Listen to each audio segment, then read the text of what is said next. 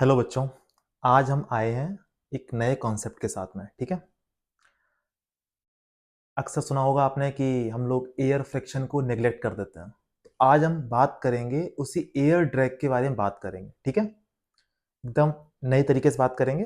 हो सकता है कि आपने पढ़ा हो, नहीं पढ़ा हो तो देखते हैं। तो जैसे फ्रिक्शन है ना, वो रिलेटिव मोशन को अपोज करता है, वैसे ही जो एयर ड्रैग है ना, वेलोसिटी के ऑपोजिट काम करता है। तो अगर मैं बात करूं एयर ड्रैग की,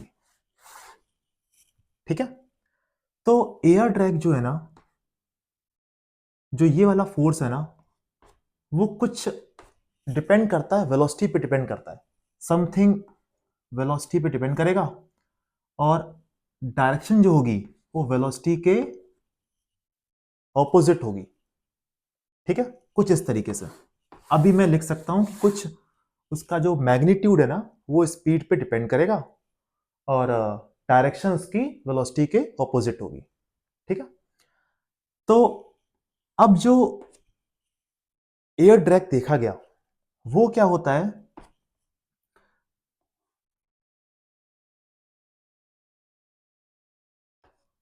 इसका मैग्नीट्यूड बात कर रहा हूं मैं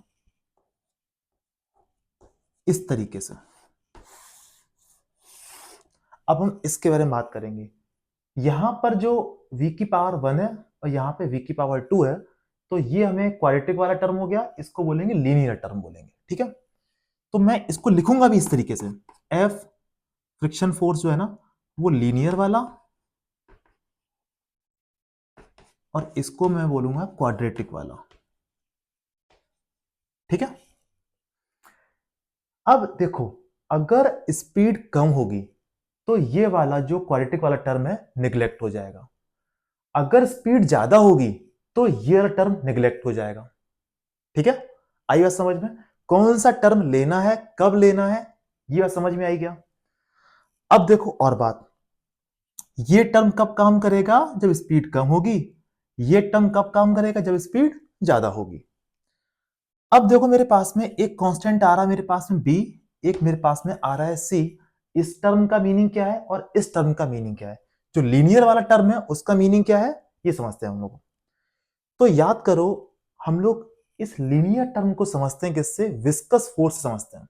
मतलब एयर का जो, एयर में जब वो पार्टिकल जा रहा है ना, तो एयर की वजह से, एयर की विस्कोसिटी की वजह से जो फोर्स लगेगा वो इस लीनियर टर्म में आएगा।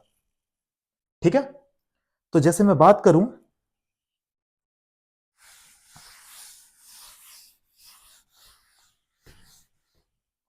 जो लीनियर टर्म उसके बारे में बात करता हूं।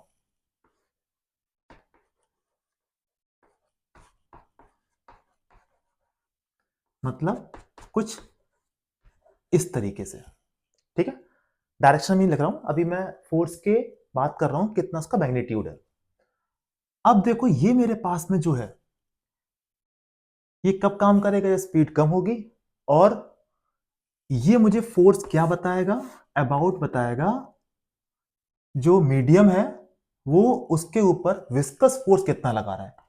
तो ये हमें क्या बता रहा है? Viscous force by medium. अब याद करो, हमने कभी पढ़ा था F equals to 6 pi eta r v, Stokes law. आया समझ में? स्पीड कम। और यहां पर जो ये जो टर्म है, ये जो टर्म बी है, ये हमें बताएगा किसके बारे में? ऑब्जेक्ट के डायमीटर के बारे में बताएगा। जितना ऑब्जेक्ट का डायमीटर होगा वो बताएगा इसके बारे में। ऑब्जेक्ट का डायमीटर एंड विस्कोसिटी।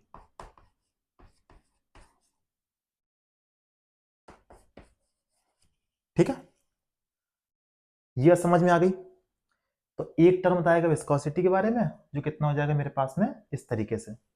अब जो मेरे पास में क्वालिटी वाला टर्म है उसको समझते हैं, वो हमें क्या बताएगा और क्यों आ रहा है। उसके पहले मैं बताता हूं बहुत छोटा सा कॉन्सेप्ट। अगर मेरे पास में एक पाइप है, पाइप से का एरिया ए है और यहां से फ्लूइड बाहर जा रहा है स्पीड v से और उसकी डेंसिटी कितनी है रो।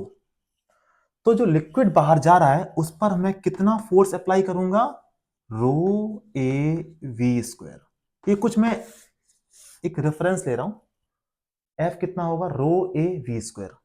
तो फोर्स जो भी लग रहा है वो स्पीड के प्रोपोर्शनल है। ठीक है, ये मैंने थोड़ा सा हिंट दिया आपको।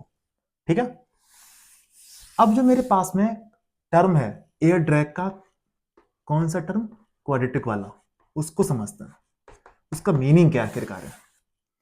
अब मेरे पास में ऐसे करके एक ऑब्जेक्ट है और इसकी स्पीड v है। तो एयर के पार्टिकल, एयर के पार्टिकल जब इससे टकरा के बाउंस बैक होंगे, उसकी जो वेलोसिटी है उसमें जो उसके इनर्शिया में जो चेंज आएगा उसके बारे में बताएगा कौन, ये टर्म बताएगा, जो कितना होता है F equals to c into v square. जो हमने अभी देखा था जस्ट इसके पहले, जो मैंने पार्टिकल्स का मोमेंटम चेंज किया था, मतलब जो ऑब्जेक्ट मूव कर रहा है उसकी वजह से मीडियम के पार्टिकल का कितना मोमेंटम चेंज हो रहा है, उसके बारे में कौन बताएगा, ये टर्म बताएगा। ठीक है, लाइक वही force equals to rho a v square. तो अब देखो मेरे पास में कंप्लीट, मेरे पास में जो फोर्स आया था वो कितना हो गया था, b into v plus c into v square. ये बताएगा विस्कस के बारे में और ये बताएगा उस मीडियम का मोमेंटम कितना चेंज हो रहा है, मतलब ये उसके मीडियम का इनर्शिया कितना है, ये इसके बारे में बताएगा। ये बताएगा किसके बारे में, विस्कोसिटी के बारे में, विस्कस फोर्स के बारे में, और ये बताएगा मुझे इनर्शिया के बारे में। अब देखो, अब सोचना, अगर पार्टिकल आ रहे हैं और बाउंस बैक ऐसे हो जा रहे हैं, बाउंस बैक ऐसे करके हो जा रहे हैं, इसका मतलब अगर ये फोर्स डोमिनेट करेगा तो यहां के पार्टिकल में वो एक टर्बुलेंस क्रिएट कर देगा। क्योंकि हम लोग जानते थे ना कि बोलते थे कि एक एक मीडियम है जिसमें आइडियल फ्लूइड है, लिक्विड फ्लो कर रहा है और एक ऑब्जेक्ट उसमें जा रहा है, तो वो कब उसमें टर्बुलेंस क्रिएट हो जाएगा, तो कब क्रिएट हो जाएगा, जब ये पार्टिकल, ये ऑब्जेक्ट मीडियम के अंदर उसका इनर्शिया चेंज कर देगा तो पार्टिकल बाउंस बैक होकर जाने लगेंगे। इसका मतलब ये वाला फोर्स डोमिनेट करेगा, तब मीडियम के अंदर ये वाला फोर्स डोमिनेट करेगा और मोमेंटम चेंज होना स्टार्ट हो जाएगा।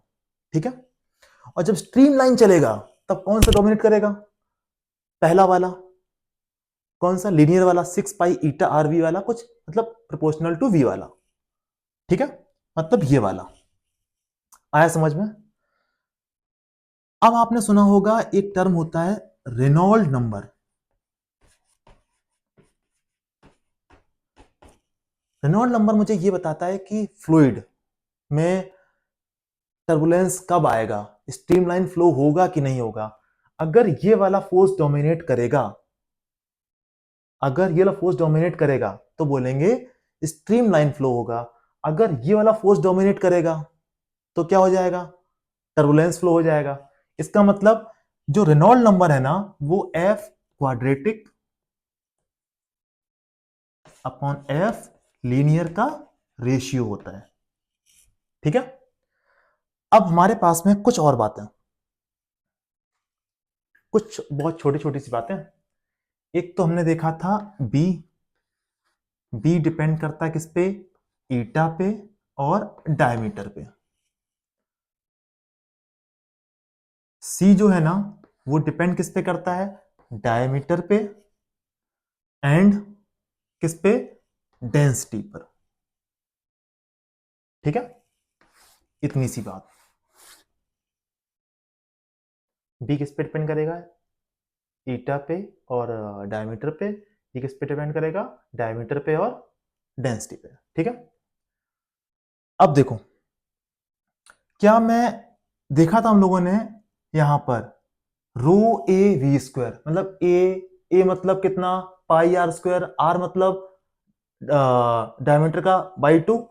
तो मैं बोल सकता हूं क्या कि पावर यहां पे 1 आएगी, यहां पे 1 आएगी, यहां पे कितना आएगी, स्क्वायर में आएगी। ठीक है, अब कर दो यहां पर रेनॉल्ड नंबर भी निकाल सकते हैं हम लोग। कितना देखो आएगा, एफ क्वाड्रेटिक डी स्क्वायर,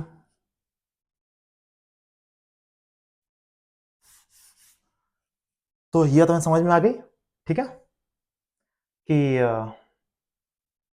किस तरीके से वो डिपेंड करेगा। Okay, thank you. I think ये वाला वीडियो भी आपको समझ में आया होगा।